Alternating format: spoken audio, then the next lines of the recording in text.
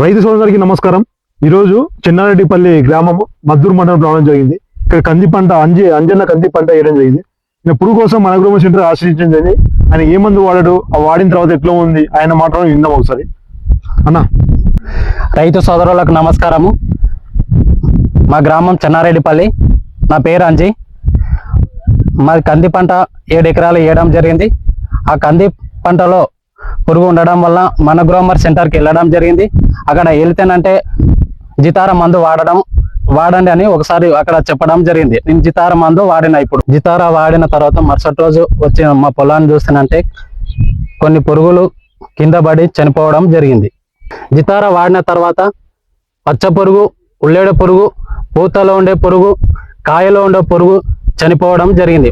ప్రతి సంవత్సరం కంది పంటలో నేను శాంగ్ల మందు వాడడం జరుగుతుంది. శాంగ్ల మందు వాడడం వల్ల 4 నుంచి 5 రోజులలో మళ్ళా పురుగు కనిపించడం జరిగింది. జితార వాడడం వలన కంది పంటలో జితార వాడడం వలన 10 నుంచి 12 రోజుల వరకు కంది పంటలో పురుగు కనిపించడం లేదు. జితార మందు వాడిన తర్వాత కంది పంటలో ఉన్న పురుగు, వాటితో పాటు గుడ్లు, రెక్కల పురుగులను కూడా నాశనం చేసిందని తెలిసింది.